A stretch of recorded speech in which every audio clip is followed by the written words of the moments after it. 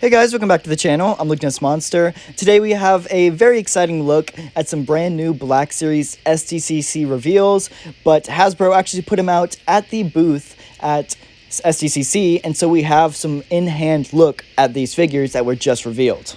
Real quick though, there is still a little bit of time left to enter our July giveaway of the Imperial Crosshair figure. So if you do want to enter, make sure you go down, hit that like button, and subscribe, because you do have to be subbed to the channel to enter, and then go comment on the giveaway video. It'll be pinned in the card and linked in the description. Make sure to go check that out if you're interested, and on to the video. First up, we actually have a few of the Ahsoka figures with Hera, as well as Ahsoka herself in the Black Series packaging here, and they look pretty good. I do have to say that Black Series blue looks a lot like the Rogue One packaging color, so the amount of blues here might get pretty confusing, but as far as these figures go, I think they look really, really good. I think Hera looks incredible, and as far as Ahsoka goes, I think that she looks almost identical to the previous version of Ahsoka from The Mandalorian, so if you already own that figure, this one might not be worth a pickup, but it's really hard to tell. I think I'd have to have them in hand and compare them to really tell if there's anything different. And next up we have Sabine, and this is the one I'm most excited for out of the Black Series reveals. I think that the likeness to the actress is great here, and I actually missed out on the original Sabine, so this will be a great way to add her to the collection if you did miss out. But I also just love the design of her armor. I think the more duller colors fits the theme of her armor a lot better than the bright, vibrant Rebels colors.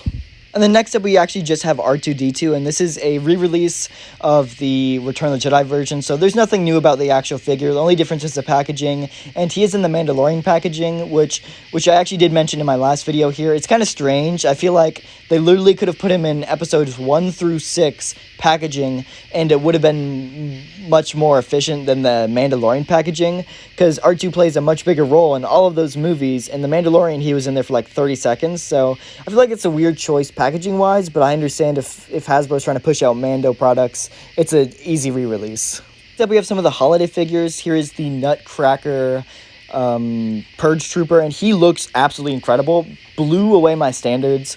I don't like the holiday line very much. I think they're cheap, worthless repaints, but this one's awesome. I love how this looks, and this is what holiday figures should be. I think he looks incredible. I love the red and black and gold accents. It all looks great, and it's really fitting for this figure. And overall, this is by far the best holiday figure they've ever done. This is a must pick up for me, and I don't like the holiday line. We have the Mandalorian, and I love this one because it is on that Death Watch Mando body, so it's already some great molds for the figure. And I think this was the second best one. I love the blue and white color scheme. It fits really well for the figure. And while I'm not a huge fan of the ugly Christmas sweater, I do think this one would be great for customizing if you want to make your own custom Mandos. If you just paint over that sweater part itself, it already has a really cool color scheme, and it wouldn't be too hard to change. Next up, we have the Holiday Ewok, and this one's not my favorite, but it's not horrible. I think that you could probably pretty easily squeeze this into the rest of your Ewok with that display, with your Endor display, and it wouldn't take too far away of it, because you have different color Ewoks. You have some gray ones, some tan ones, some brown ones, so like a white Ewok isn't too out of the question. So if you kind of wanted to slip this in the background with the rest of your Ewoks, I think you could do it and it would look all right. Next up for the holiday wave, we have the Snowman Snow Trooper, and this one is all right. It's not horrible, and I think it's better than a lot of the other holiday figures that we've gotten, but the painted on snowman face is just a little off to me. Like, I don't like how the carrot nose looks like that. I feel like they should have maybe made like a mold for the carrot mold to stick out, and I would have liked it more, but the fact that the carrot mold is painted on, it looks kind of weird. Moving on to TVC, we actually have some photos of the Ghost on display, and this thing looks incredible, and it honestly blew away my expectations. Now, I'm not a TVC fan, and I really didn't know what to expect going into this, but this Ghost is incredible, and it is 100% worth the $500. I think this thing is a massive ship to begin with, but it has a fully fledged interior, which is pretty dang accurate to what we actually see in Rebels. It's even got the Phantom 2 on the back, so this thing looks incredible, and again, I'm blown away by this, and I really wish I collected TVC, because this would be a must pick up for me. And along with this, we got to look at some of the bonus tiers, which actually were Rebels figures, which I think is super cool. Here's Ezra. He's looking great.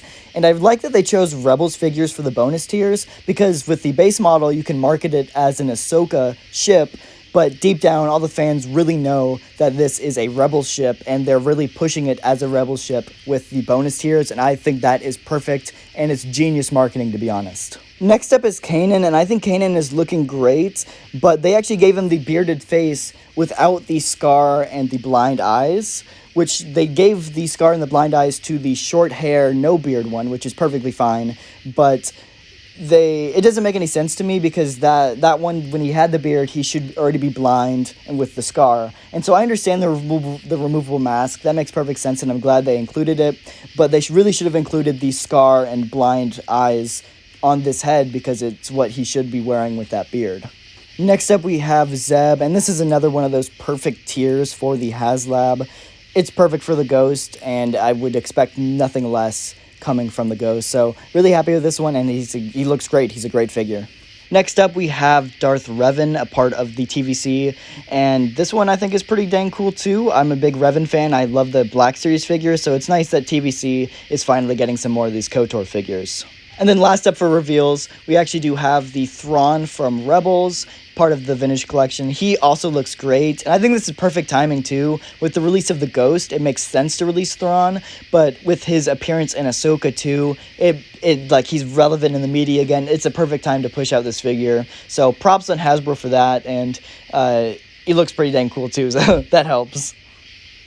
Anyway, guys, that's going to do it for the video. So if you did enjoy, go down, hit that like button, and subscribe.